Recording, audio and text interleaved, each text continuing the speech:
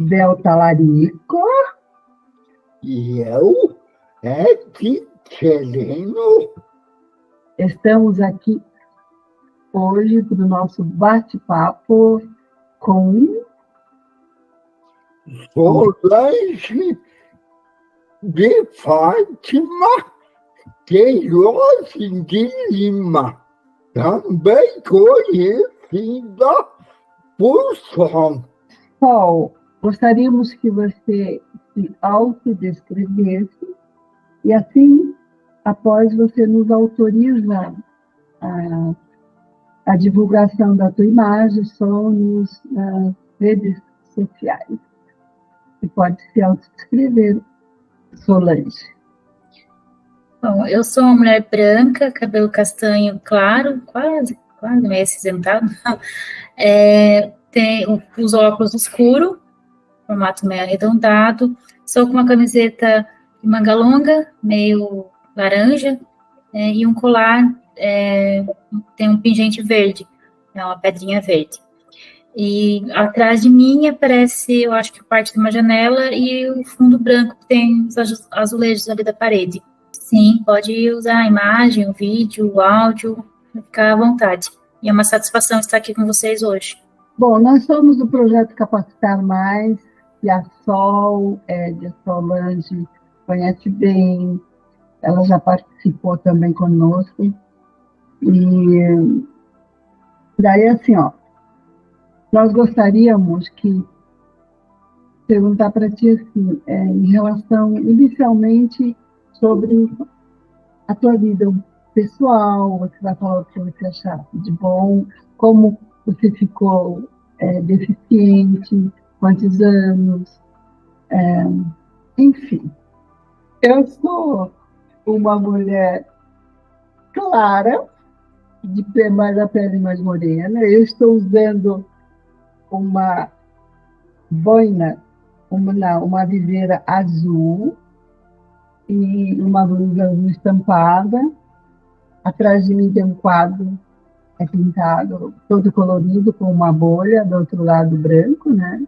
Também estou de óculos, eu digo de sol, mas é um óculos realmente de sol, em função de que à noite, para mim, eu preciso que ele quebre a luz, porque eu tenho baixa visão e se é muita luz, ou de dia muita luz, eu não consigo enxergar. Então, é um sistema que eu encontrei para ficar melhor, né? E como eu já gosto de coisas na cabeça, eu já sou conhecida como Bel Talarico, a dama do chapéu.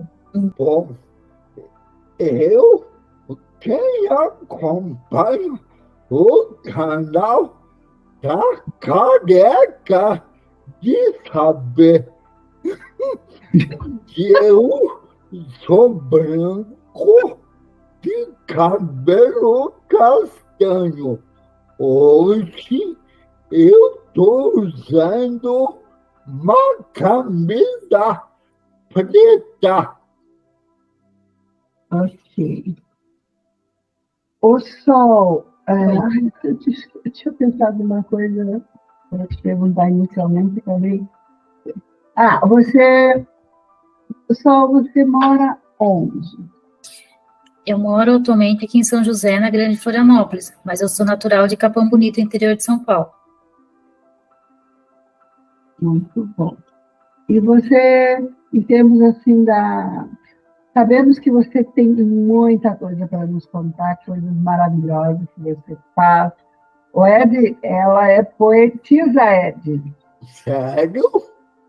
Ela é extremamente organizada com as coisas dela, parecida com alguém que eu conheço. Eu brinco porque eu não sou nada organizado. Só. Então, assim, a gente queria saber, por exemplo, assim, quando começou o teu problema de saúde, se já foi de nascença. Enfim, fala um pouco de ti, da Sol menina, Sol mulher, Sol arteira, porque sempre essas coisas pode fazer arte. É arte, né? Eu sou arteira. Não é artista, é arteira. Não, brincadeiras à parte, eu nasci com a síndrome de Peters, que é uma malformação genética, então eu já nasci faltando algumas partes no olho, e essas partes desenvolveram depois que eu tinha nascido. Então, ao longo da minha infância, eu fui ganhando um pouquinho de visão, né? Eu nasci totalmente cega, não tinha íris, não tinha pupila, não tinha nada, literalmente nada. Meu olho era inteiro branco, para quem olhava. E aí ele foi desenvolvendo um pouquinho e eu cheguei a ter 3% de visão, que foi o máximo que eu enxerguei na minha vida. Né? E daí, por causa da própria síndrome de Peters, que é degenerativa, ela evoluiu para um glaucoma.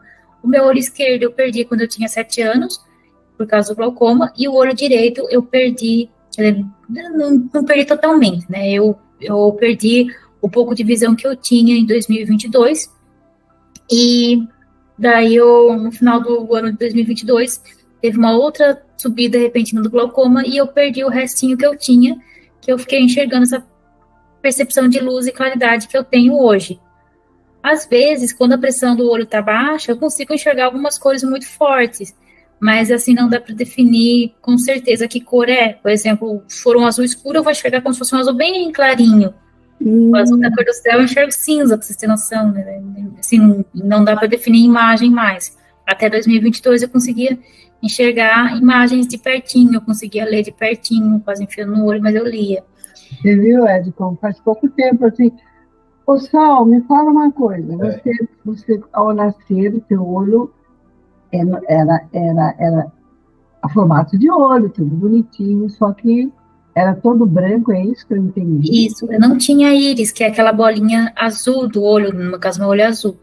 Eu não tinha pupila, que é aquela bolinha preta do olho, onde fica a menina do olho. Eu, geralmente não tinha essas partes.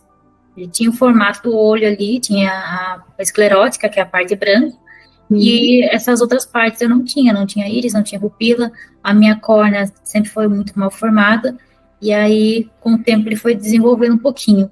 Aí, por causa do glaucoma, eu acabei perdendo tudo. E daí ficou o meu olho esquerdo, aquele olho azulado do glaucoma, né? Que quando só o glaucoma, ou o olho incha muito e acaba tendo que tirar o olho, ou ele fica com aquele olho meio azulado, que é o meu caso nesse momento do olho esquerdo. O olho direito, ele subiu, mas ele não ficou azulado ainda, ele tá como era antes. Só que eu não...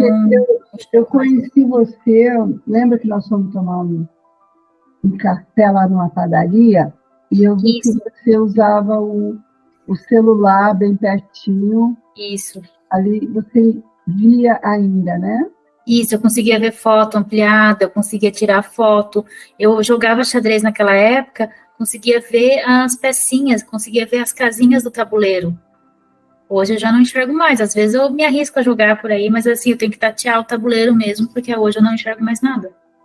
E essa parte, assim, da parte do emocional, em termos... Eu acho, assim, você bem uma pessoa, para mim, me parece, assim, muito resolvida. Eu não tô dizendo, assim, tipo, aquela pessoa quietinha, tá tudo bom, não. Eu acho você bem dinâmica, faz bastante coisa, mas hoje a gente estava conversando sobre esse negócio de perder a visão de uma pessoa, porque eu acho que eu sou um pouco rebelde ainda, não sei. Então, você já tem uma aceitação, que faz pouco tempo, né? Olha, em 2020 foi na pandemia, né? 2022 que eu perdi, tinha 2 anos. Como é que é, assim, essa parte para você da aceitação? Na verdade, assim, Isabel, como eu sempre soube que um dia a minha visão ia piorar, acho que eu fui me preparando ao longo da vida para esse momento, embora a gente nunca esteja realmente preparado para perder algo na vida. Quando eu tinha 7 anos, eu me lembro que o médico falou para minha mãe que não ia ter o que fazer, que o meu problema era degenerativo, que em um determinado momento da minha vida, que ele não podia precisar quando, eu iria vir a perder todo o meu pouco de visão, porque o problema que eu tinha ia evoluir e ia piorar tudo, mas ele não sabia dizer quando. Então, eu sabia que um momento eu ia perder. Então, eu fui crescendo já com essa mentalidade. Quando, em 2010, ali, mais ou menos, né, 2008, 2010, eu estava na faculdade, eu comecei a perceber que eu estava perdendo um pouquinho de visão, porque eu lia muito à noite, né, na faculdade, em casa, e aí eu comecei a ficar muito triste com isso, mas eu não parei para viver esse luto, eu fui continuando a minha vida, e fui buscando recursos para que eu pudesse continuar fazendo as minhas coisas, lutando pelos meus sonhos. É que eu fui frequentar uma associação de deficientes visuais lá em Itapetininga, que é do lado de Capão Bonito, onde eu morava, para poder aprender a usar os recursos de deficientes visuais, como o próprio leitor de tela no computador, no celular. Na verdade, antes eu nem usava computador, né? E não tinha acesso, não tinha recursos na minha cidade, tive que buscar fora. E aí, quando eu fui para essa associação, que é o CEPREV, lá de Itapetininga, eu comecei a aprender, e aí eu vi que, poxa vida, se as pessoas cegas podiam, que era cega total, podia fazer todas as coisas no computador, eu também podia. Se elas podiam andar para lá e para cá de bengala sozinha, eu também podia. Se elas podiam cozinhar, eu também podia. E aí eu fui aprendendo e me adaptando, mas eu tive professores muito sábios naquela época, que me ensinaram a andar de bengala como quem não enxerga nada, porque eles sabiam que o meu problema era degenerativo, e eu ia perder tudo. E não dava para confiar naquele resíduo que eu tinha, que era muito pouco. Então eu aprendi, por mais que eu tivesse uma pequena baixa visão, que o campo visual era bom, né, que eu conseguia ter uma boa definição de imagem naquela época de perto, eu aprendi a usar as técnicas de bengala para pessoa cega mesmo. E aprendi a cozinhar como uma pessoa cega. Aprendi a usar os leitores de tela junto com os ampliadores de tela que tinha naquela época.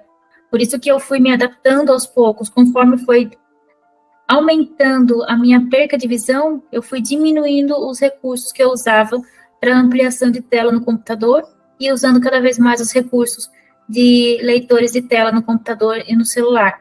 No computador, eu parei de usar ampliação de tela ali por 2013, mais ou menos, já não conseguia enxergar mais para ver coisas no computador. Eu fiquei só com o leitor de tela. E no celular, até 2022, até maio de 2022, eu conseguia ver foto ampliada, eu conseguia ler no celular de pertinho com a letra tamanho gigante, que é a letra maior que tem, né? Então, eu fui me adaptando pouco a pouco. Óbvio que quando chegou ali no mês de maio de 2022, que deu aquela subida do glaucoma, eu fiquei muito chateada, tive que me adaptar, porque de repente ficou tudo branco, né? Ficou muito estranho para mim.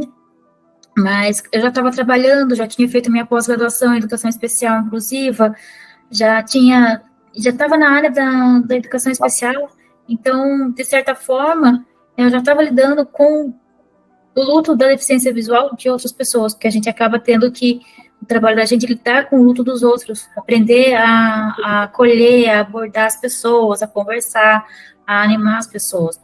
E aí, eu acabei levando isso para mim mesma, né? Óbvio que meu marido também me deu bastante apoio aqui e foi me ajudando em casa, porque no começo eu fazia as coisas, né, eu tinha uma mobilidade, mudou totalmente as minhas referências, aí eu derrubava as coisas com mais facilidade em casa, até me adaptar de novo, né, foi um processo. E daí, em dezembro de 2022, daí eu perdi o restinho daquela visão que eu tinha, né, que subiu de novo o glaucoma, eu perdi o restinho. E aí eu tive que me readaptar. Eu comecei a andar com mais insegurança na rua, mas eu não deixei de andar.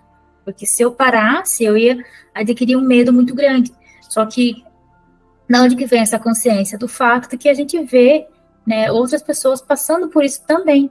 Eu trabalho numa associação de cegos. Eu convivo com pessoas que vivem esse dilema também. Só que, infelizmente, eu, enquanto profissional desta instituição, eu não podia ser atendida por ela. Então, eu tinha duas opções, ou seria aluna ou seria professora lá. Eu precisava trabalhar. Quando você veio e tudo de criança, você foi lá na associação. Até quanto tempo lá? Eu comecei a frequentar a associação de cegos lá de Itapetininga com 20 anos de idade.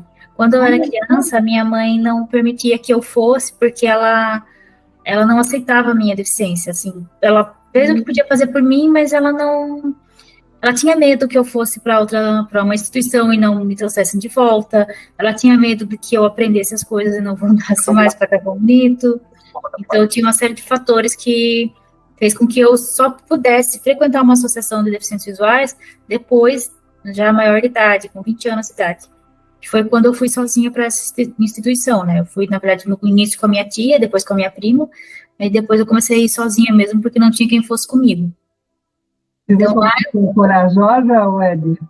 Ah, Guerreira para fazer as coisas. muito legal a história dela.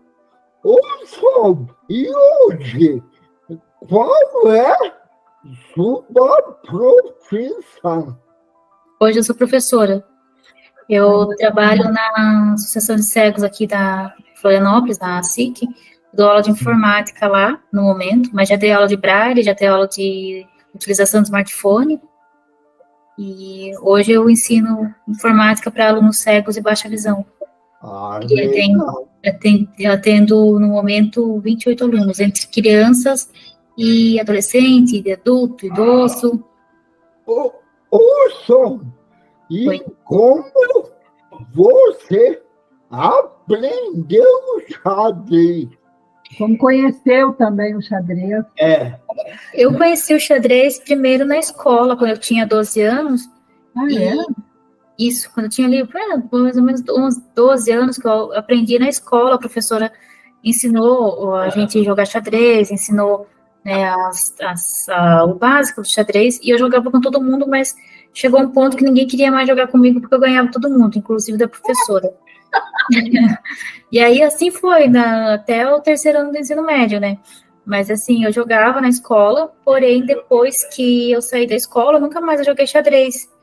Aí, em 2020, durante a pandemia, num desses grupos do WhatsApp da nossa associação aqui, eu vi uma mensagem da Zita Migliorança falando sobre o projeto de xadrez online que estava tendo, que o pessoal estava jogando, eu quero entrar em contato com ela, eu nem conhecia a Zita, me interessei, porque falei, poxa, que legal, eu jogava xadrez quando, né, eu estava na escola, mas assim, online, como que vai ser? E estava na pandemia, né, não podia treinar judô, não, até a beira-mar tinha sido fechada, não podia fazer esporte, não podia fazer nada. Eu vou jogar xadrez, né, para passar o tempo, e aí comprei um tabuleiro e comecei a fazer aula. Na época, primeiro eu fiz com a Silene Konikersky, né, não sei se é assim que fala o nome dela, e daí depois eu fui com a Licélia e depois com o Jefferson, para ser aluna deles, né, e aí quando eles foram me explicando, eu fui relembrando as coisas que eu sabia e aprendendo muito mais coisa. E daí, de repente, eu comecei a fazer amizade com outras pessoas. Foi aí que eu conheci a Isabel, que eu conheci a Maria Cecília, que, né, já faleceu, e a gente jogava muito juntas na época. E foi uma fase muito, muito gostosa para mim, porque eu pude conhecer novas pessoas, que eu tinha acabado de vir para Florianópolis, eu vim morar aqui na metade em julho de 2019, então eu conheci bem pouca gente.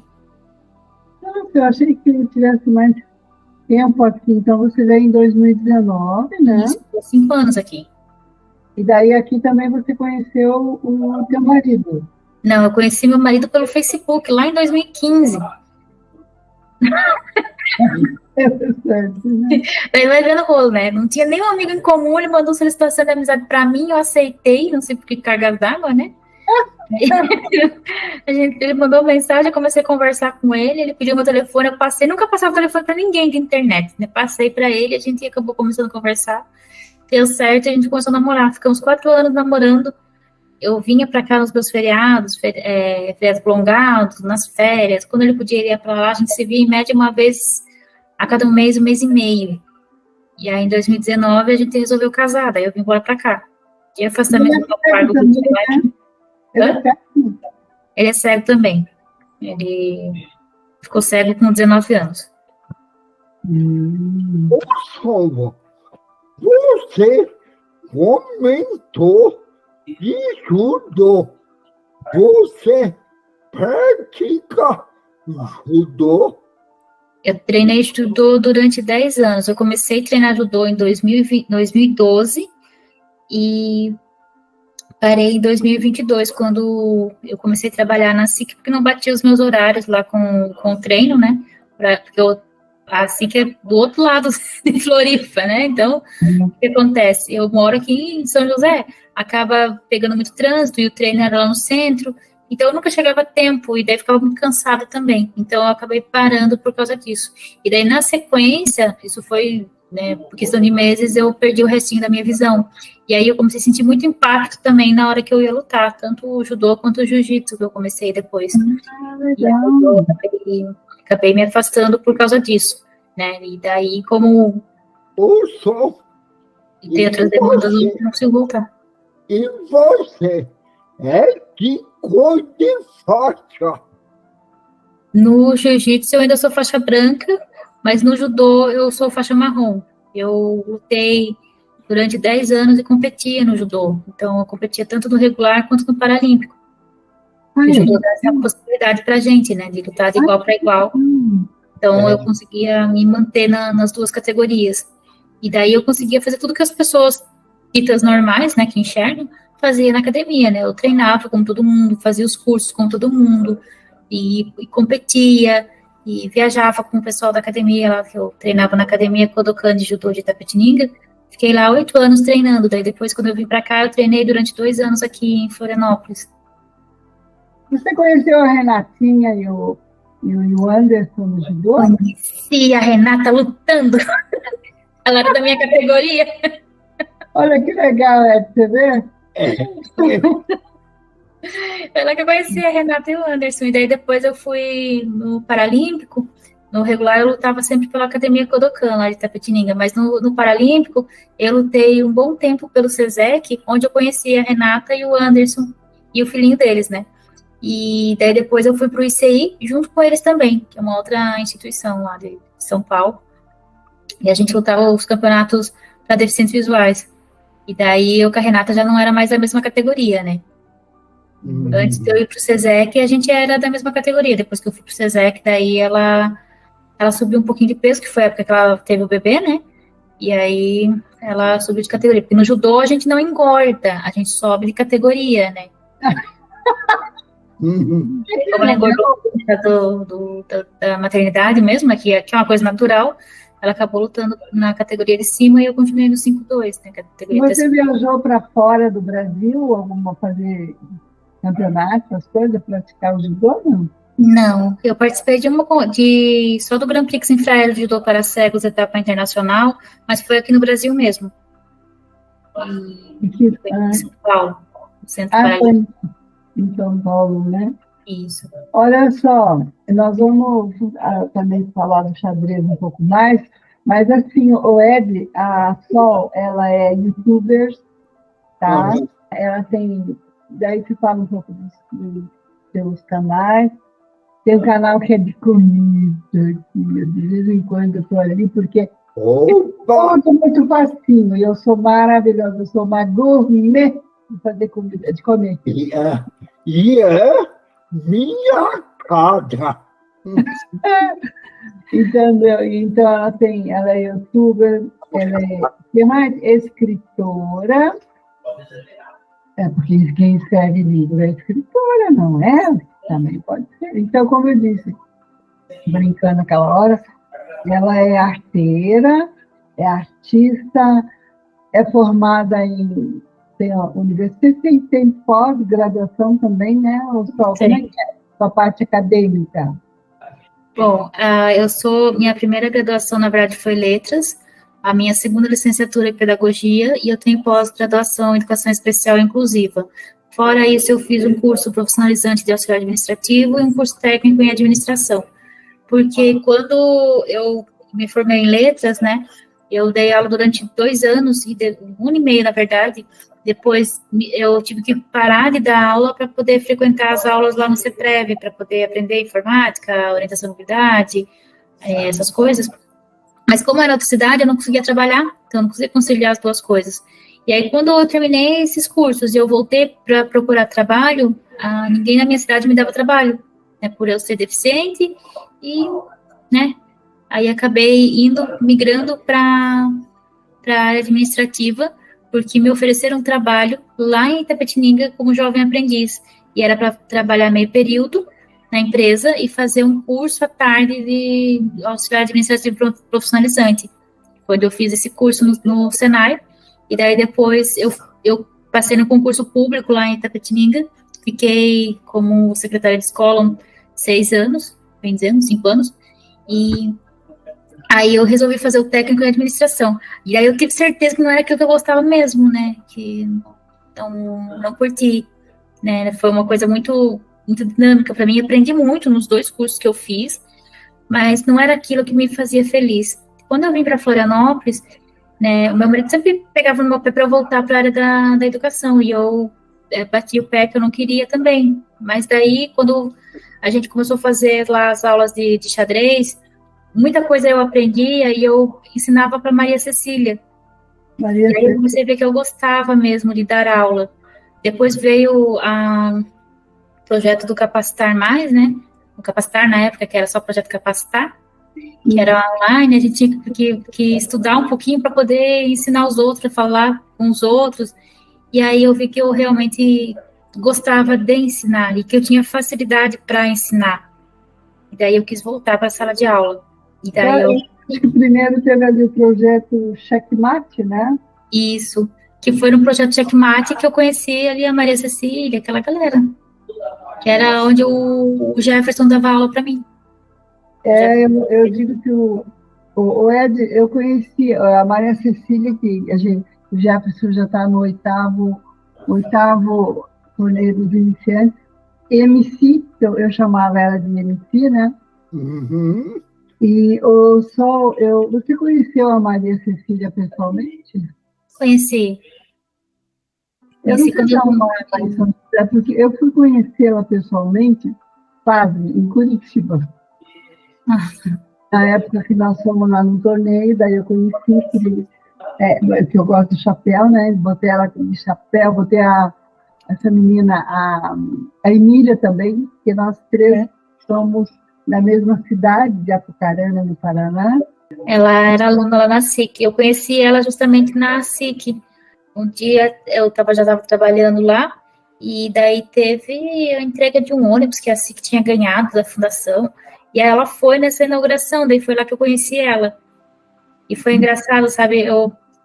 Se eu lembrar, eu vou começar a chorar aqui, porque foi praticamente acho que quase um mês antes dela falecer, que eu conheci ela pessoalmente. O que eu lembro da Maria Cecília hoje, quando eu falo dela? O nosso jogo de xadrez, que a gente levava 1 hora para começar o jogo, mas 1 hora depois do jogo, também ficava conversando.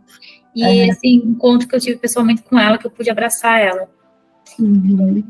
Eu acho que é por isso, sabe, Ed, estou gostando bastante dessa nova modalidade do site, porque a gente consegue conhecer o ser humano. É verdade. E daí a Sol, ela trabalhou conosco também no projeto Capacitar Mais, que ele era num outro formato, em Skype. A gente trazia outras pessoas, de repente deu uma parada, ficamos, acho que quase 1 ano parado, enfim. Mas foi assim bastante, bem bom que você pegou logo no começo também, né, Sol? E para mim aquilo ali foi um laboratório, tanto para aprender xadrez, como para me desenvolver para falar em público, e para poder querer voltar da aula mesmo, porque eu falei para você, eu achava que eu não conseguia ensinar ninguém, e ali foi a deixa para mim poder ensinar alguém. E a gente viu que a gente ensina muitas pessoas, a gente aprende, mas também a gente ensina muito. Não só o xadrez, mas usar os recursos. Na época a gente fazia tudo online, né? Então tinha que usar o computador, tinha que usar o celular, tinha que usar o leitor de tela, tinha que usar o Message, que a gente fazia às vezes ligação pelo Message. Isso mesmo. Então, um aprendizado, né? Que foi isso. Né? Aprender a lidar com as pessoas também. E foi um laboratório porque hoje eu trabalho com pessoas. Eu tenho que lidar com pessoas o tempo inteiro. Tenho muito a aprender, tenho, né? Mas agradeço a Capacitar pela oportunidade que eu tive naquela época, porque foi ali que eu consegui me rever como professora. E ali eu criei um hábito que eu tenho até hoje lá na SIC, que é estudar para ensinar meus alunos. Eu faço planejamento de aula e eu estudo o que eu vou ensinar para eles. Por mais que seja uma coisa corriqueira para mim, mas cada pessoa ela tem uma maneira de aprender, né? Eu atendo pessoas com deficiência visual, mas muitos dele têm outras comorbidades. Lembrando que estamos conversando com Solange Lima, professora de informática, judoca, enxadrista, escritora. Faltou algo, Solange.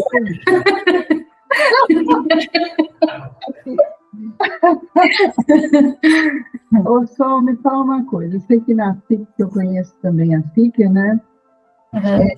Tinha muito pessoas emprestadas lá de outras instituições. Tu és funcionária da SIC, tu és emprestada de outra empresa, tu és funcionária. Como é que é o teu processo, só para a gente ter uma ideia? Eu sou ACP, eu faço o processo seletivo. No caso, esse ano eu sou ACP pela Prefeitura de Florianópolis, porque a SIC, ela tem essas parcerias com empresas, tem parcerias com o governo do estado e com a Prefeitura de Florianópolis, na verdade, com a Fundação Catarinense de Educação Especial. Então, a Fundação Catarinense de Educação Especial cede alguns professores para a SIC, e a Prefeitura de Florianópolis também cede alguns professores para a SIC, mas os professores, eles vêm por processo seletivo. Então, a gente tem que se inscrever no processo seletivo, fazer a prova, passar, e daí escolhe as vagas ou na fundação, ou na SIC, ou no caso, quem vai pela Prefeitura de Florianópolis, escolhe na SIC ou em qualquer outra instituição de Florianópolis, qualquer escola, sala de AE. E tem os funcionários lá da SIC que são contratados, que são por empresas, né, que são parceiras da SIC, que cedem funcionário para a SIC. E tem os funcionários que são contratados pela SIC mesmo. Mas, no caso, nós, professores, a gente vai por processo seletivo. Ou tem alguns lá que são concursados, que foram destinados para a SIC já há muitos anos, né? Ô, Sol, Oi. como eu sempre falo, eu já agradeço sua presença e, como eu sempre peço, deixa uma mensagem. É uma frase que eu sempre falo, né, que está lá no meu perfil do WhatsApp. Quando realmente queremos algo, sempre achamos um jeito. Quando não queremos, sempre damos uma desculpa. Olha que legal. Muito bom. Eu acho assim, ó, Sol, o Ed, um dia, ela mostrou para mim uma pasta com poesia. Desde quando você escreve? Eu escrevo poesias desde os meus 9 anos de idade. E ela tem as poesias, tudo em pasta, assim, bonitinha, bem arrumadinha. Por isso que eu digo que ela é muito organizada. Sim, quando eu enxergava, eu ia passando, né, para outras folhas, outro caderno, até 2013, que foi quando eu parei de enxergar a tinta. Daí eu copiei tudo no computador, mas eu guardei essas pastas, né, essa pasta com as poesias, com os meus originais que estão ali. E daí tem alguns que estão bem desenhadinhos, né, tem desenho. Só agora você está me falando uma coisa. Eu tenho um amigo que agora ele é cego, e ele fez desenho, tudo certinho, e também foi guardado, que a família também é artista, tá? E foi guardando, e eu fico pensando que talvez isso seja em função, ou porque são pessoas realmente organizadas, ou porque eu não sou organizada, porque eu escrevo poesia, agora pergunta onde estão minhas poesias. Para começar, tem que procurar lá pela internet, onde que eu achei. Claro que não são tantas. Então, e essa pessoa também tem os desenhos que hoje é colocado música, e tudo assim que estava numa pasta, foi guardado, começou através dos pais, né? Porque, nesse caso, começou você mesmo tendo essa organização, né? Eu vi a minha irmã guardando as coisas dela, então eu fui aprendendo a guardar as minhas. E daí eu gostava daquilo, eu fui guardando, né? Que eu achava importante. Tanto é que o meu sonho era escrever um livro, Aí, com essas poesias que eu tinha originais, foi que eu organizei meu primeiro livro de poesias. Então, a partir delas... Fala pra gente o nome do seu livro. Esse livro de poesias que eu publiquei em 2020 chama-se Campinas Verdejantes, Poesias Reflexivas. E eu tenho um outro livro publicado, que é o Memórias de um Pudim, que conta a história do meu gato que eu tinha. Ambos os livros estão lá na Amazon.com.br, que são livros digitais, né? Ah, legal. Ô, Sol, você pode, de repente, declamar uma poesia? Posso ver se eu lembro como aquele cabeça. Você me pegou de saia justa? Deixa eu pensar aqui. Peço-lhe. Quero de ti uma rosa branca para de ti recordar. Quero de teus olhos belos, belas palavras ouvir com a poesia do amanhecer. Quero dos teus olhos cintilantes ver o brilho constante do amor sem fim. Quero que tu tragas na palma da mão o jardim, mais um jardim de flores iguais a você a sorrir para mim. No sorriso brando e singelo, meu amor, que mais quer te ver a sorrir. E nos teus olhos sinceros ver que ainda ama-me. Olha que lindo. Maravilhoso. Ela fez no meu aniversário de um ano aí, que eu não me lembro, mas ela fez um YouTube falando da rosa branca. Sabe que eu gosto da rosa branca, né? E flores, né? Então, assim, e essas tuas poesias, elas estão... Elas estão lá no meu canal do YouTube também, algumas, né? Não todas. Então, mas elas não estão todas digitalizadas, assim, já guardadas em nuvem, essas coisas, só no papel, né? De 2013 para cá, daí eu só escrevo no computador. Agora, me diz uma coisa, tu te afastou do xadrez em função de muito trabalho? Isso por causa da correria do trabalho, por causa da questão do glaucoma também, porque até maio, até mais ou menos abril ali de 2022, eu estava conseguindo conciliar as coisas do xadrez, mas daí depois eu já não consegui mais, porque o meu trabalho, ele me deixa um pouquinho cansada, né? Eu chego em casa bem tarde, e aí eu preciso fazer atividade física, né? Então, eu tive essas questões. E o xadrez, para a gente jogar, no mínimo ali umas 2 horas você vai se dedicar. E para jogar direto, você tem que estar treinando, né? Tem que estar jogando, tem que estar estudando xadrez. Hoje eu não tenho mais essa flexibilidade, porque quer não, como eu sou ACT, eu tenho que estar estudando para os processos seletivos. Eu tenho as demandas do trabalho. Daí chego em casa, tem as demandas de casa também para fazer, né? Que em casa sou eu e meu marido, a gente tem que fazer o serviço de casa, tem que dividir as coisas. E então acabou ficando bem complicado de conciliar o xadrez com o meu dia a dia. Às vezes, quando eu consigo, eu jogo no final de semana com alguns amigos, mas não tenho participado mais de torneio. Antes eu participava de torneios online. Presencial eu nunca participei, mas online... Não foi, então, nenhum presencial, né? Não.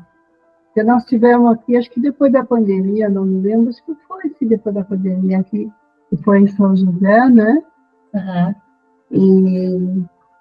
Então, e diante disso, o fato de que te conhecemos pelo xadrez, e hoje em dia você continua com o judô, também não está mais... Não, judô eu parei em 2022 por causa da questão do glaucoma, né, que eu comecei a assistir e também porque não conciliava o horário com o horário que eu saía da SIC, para até chegar no centro, já tinha começado o treino, já estava na metade do treino quase, daí não compensava para mim. E aí eu comecei a pedalar, ano passado eu comecei a competir no ciclismo, e daí agora eu tenho pedalado e competido no ciclismo, que é o que eu tenho feito. Então vê como é que essa mulher é 1001 esporte, Eli.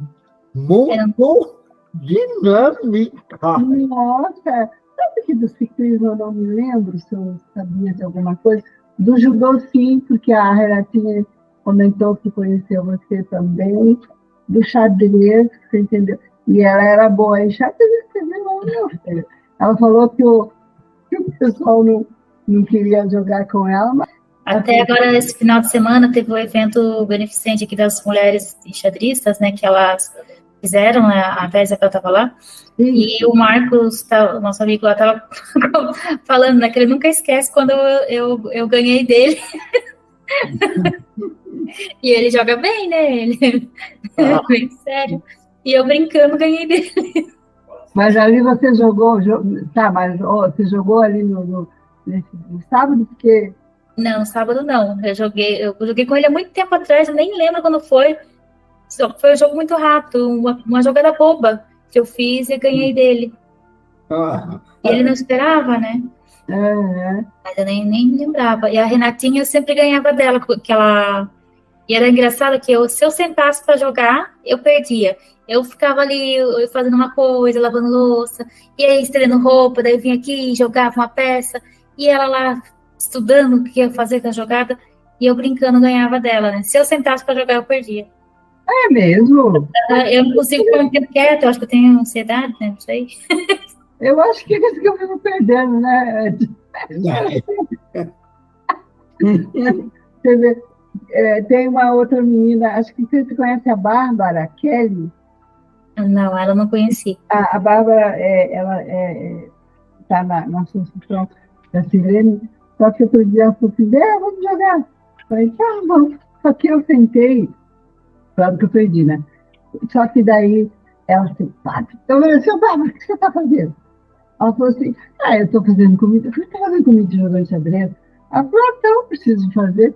Então você também fazia isso, ia fazendo as coisas e jogando xadrez. Interessante, né? Porque se parava para jogar, você perdia isso.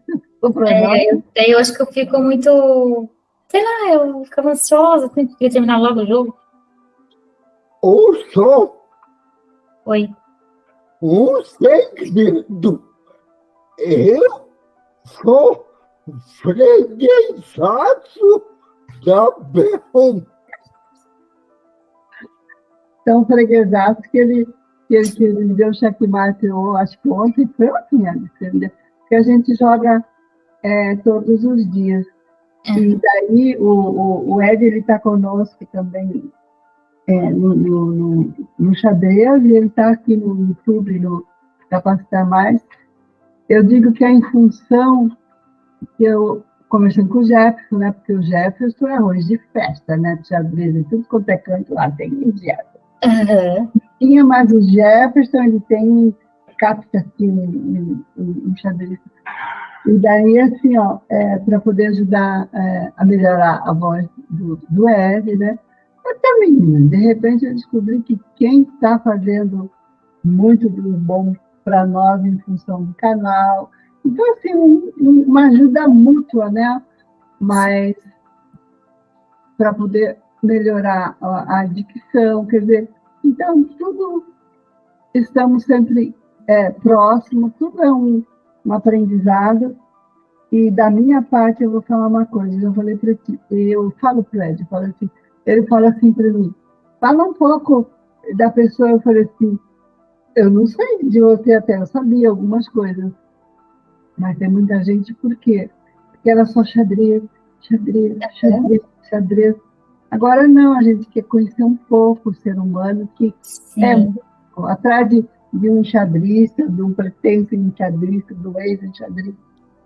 Tem uma história. Isso, uma história bonita, história de superação, história de conforto, história que cada ser é único, tem uma história bem bacana, né? Sim, com certeza. Então, assim, o teu canal, diz aí para nós o nome, você tem Instagram também, mas eu acho que você é bem youtuber, né? Você gosta mais? Eu tenho o Instagram, né? Meu Instagram e Facebook tá como Sol de Lima, mas os vídeos mesmo eu posto lá no YouTube, que é o canal Sol Escritora. Lá eu posto vídeos falando do meu dia a dia, falando do ciclismo, dos esportes que eu já pratiquei também, falando de datas comemorativas, dou receitas de comida também. Normalmente eu tento fazer as coisas mais em forma de rima, para valorizar a poesia. Posto vídeo das minhas poesias, declamando também. e tenho dicas literárias, onde eu dou dicas de livros ou de autores para contar um pouquinho da história deles, de homenagem, quadro de homenagens que eu faço para pessoas queridas também, que eu declamo uma poesia e conto um pouquinho a história da pessoa. Mas então você tem o Sol Escritora. Não, só esse. Era Royalzito Poemas, mas eu mudei para Sol Escritoras. Dentro desse canal Sol Escritora, eu tenho todos esses quadros que eu falei. Ah, tá. Porque É o quadro de poesia declamado, o quadro de poesias de homenagens, o quadro de dicas literárias, o quadro de coisas do dia a dia, que é onde eu falo de coisas do cotidiano, e eu falo de recursos tecnológicos para deficientes visuais também, eu explico como usar alguns aplicativos. Até outro dia eu postei um vídeo lá, como editar vídeo com o aplicativo Vídeo Guru, que é o mais acessível que eu achei com o Talkback, que é o que eu uso até hoje, como usar o Be My Eyes, essas coisas. Também tem os vídeos lá das receitas rimadas, que eu faço comida, e daí faço um videozinho explicando como que eu fiz aquela comida, só que em forma de rima. Ela dá a receita em forma de poesia, viu, Ed? Outra coisa, você lê, escreve Braille. Afinal de contas, o Braille, a gente fala, é uma língua Braille, porque tem a língua brasileira, como é aquela de surdo? A língua brasileira de sinais é uma língua, desde 2005, ela foi instituída como língua porque as pessoas se comunicam através dela, e ela tem uma forma de, como que eu posso dizer, padrão, né? E ela tem estrutura de língua, né? Você tem um padrão linguístico nela. O Braille, não, ele é um código, você decora ele. Tanto é que são 63 códigos, 63 caracteres que você decora, né, do Braille, e o Braille, ele é padrão no mundo inteiro. A letra A, ela vai ser o ponto 1 no mundo inteiro. A letra B vai ser ponto 1 e 2 no mundo inteiro. A letra C é ponto 1 e 4 no mundo inteiro. Porque ele é padrão. O que vai mudar?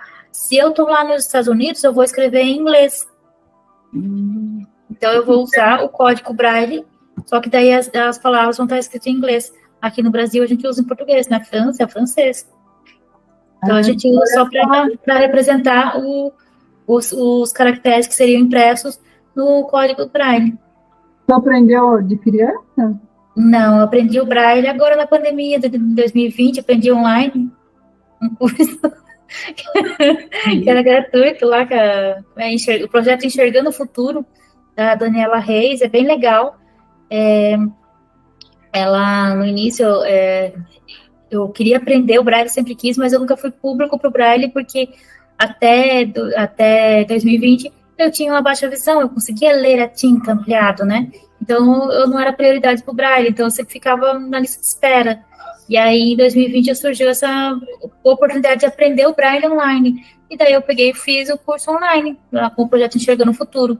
E em 2022, eu fui trabalhar na SIC, a primeira coisa que apareceu para dar aula lá foi justamente a aula de elaboração conceitual e letramento, que nada mais é do que o Braille para as crianças. Eu estou aprendendo Braille, quem está me dando aula é o Ed. Que legal. Ele me dá também com eu ainda não cheguei na reglete, né? A reglete, mas ele me dá um tabuleiro de xadrez. Então, fazendo a parte de pontos, estou aprendendo agora, porque lá na SIC também não tinha, por não ter uma prioridade para mim, eu fiquei numa fila e estou aprendendo agora o Braille. E hoje, deixa eu só contar uma coisinha aqui, uma novidade. Eu vi ali não sei se foi o Jário que colocou alguma coisa da ONCE, e daí eu em vez de ler a letra embaixo, eu olhei em cima, eu falei, gente, estou reconhecendo o Braille. Isso para mim é uma alegria, é uma coisa que eu estou aprendendo, sabe? E estou achando assim, bem bacana também, né? Eu acho que todo recurso que a gente possa utilizar para facilitar a nossa vida é válido. Eu queria aprender o Braille porque eu tinha dificuldade para ler coisas pequenas. E o Braille ajuda a gente a identificar, por exemplo, uma caixinha de remédio, né? Ele vai identificar livros para você, se você quer ler, um cardápio.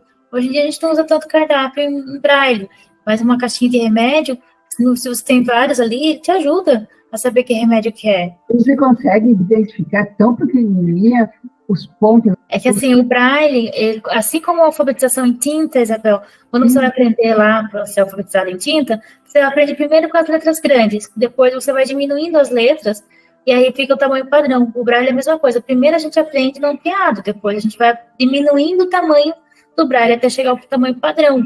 O que acontece com a gente depois que a gente é mais velho? Quando a criança tem muita facilidade para ter sensibilidade no dedo. Depois, quando a gente é grande, tem que fazer estimulação tátil para voltar essa sensibilidade no dedo, para poder conseguir identificar o Braille padrão. As pessoas que têm diabetes, às vezes, ela tem um pouquinho de perca dessa sensibilidade. Elas têm mais dificuldade para sentir o Braille do tamanho padrão, né?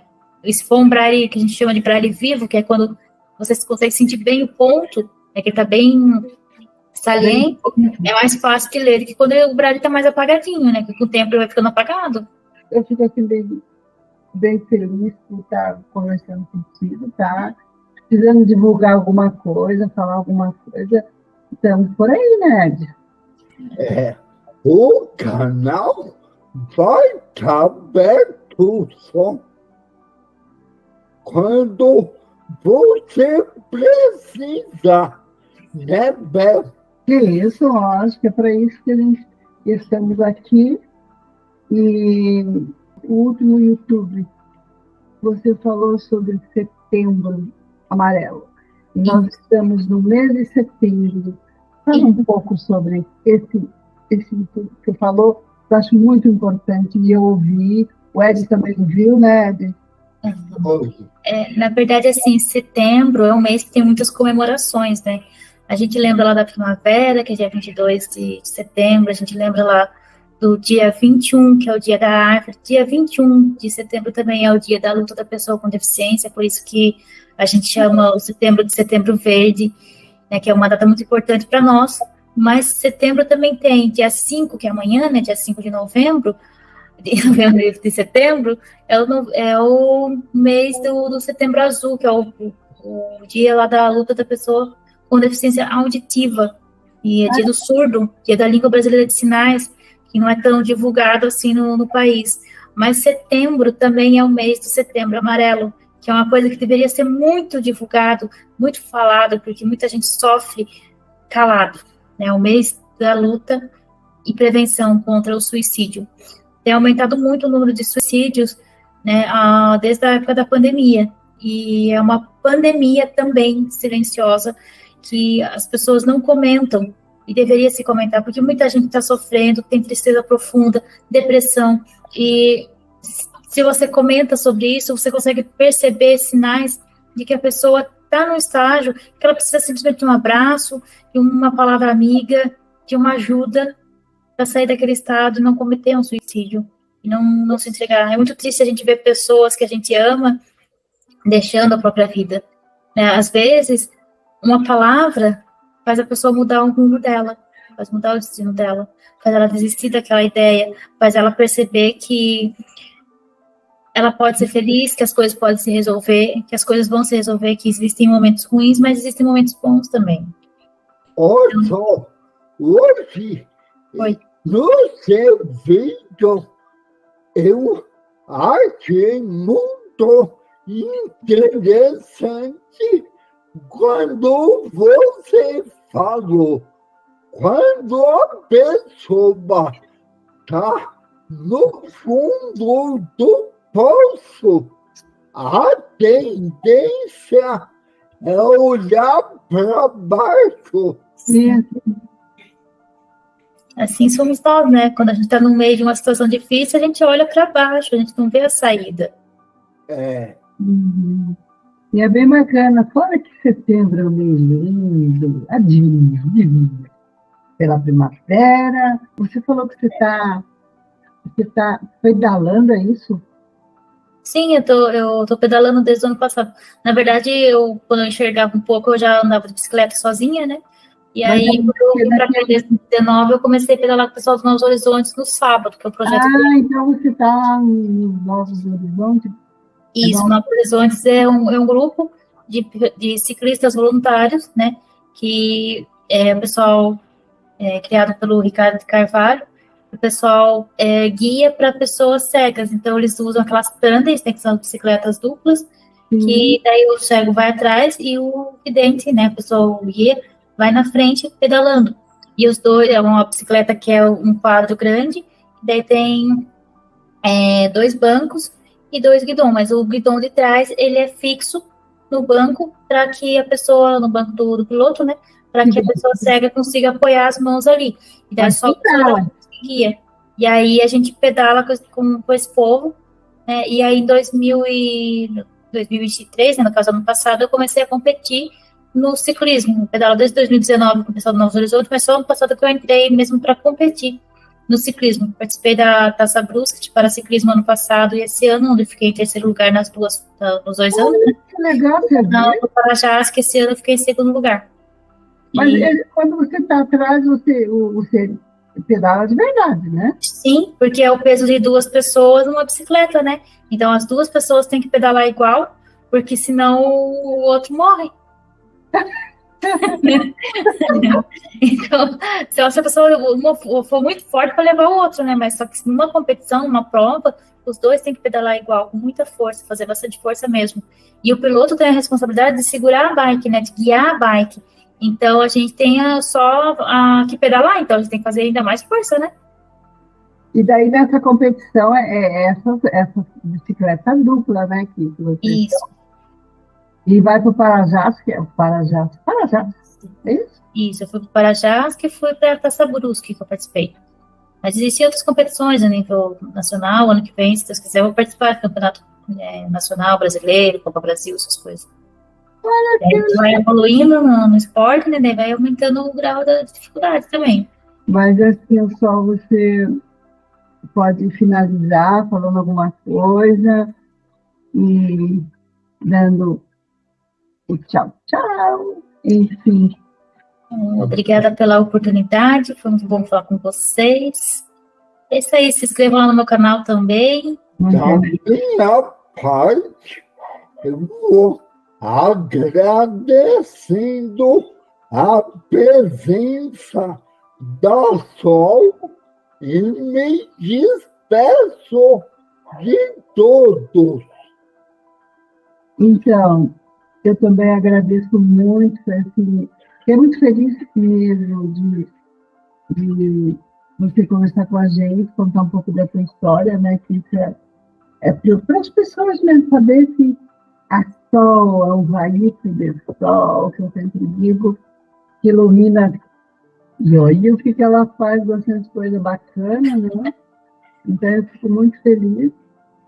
E da minha parte, assim, eu digo tchau, tchau. Tchau.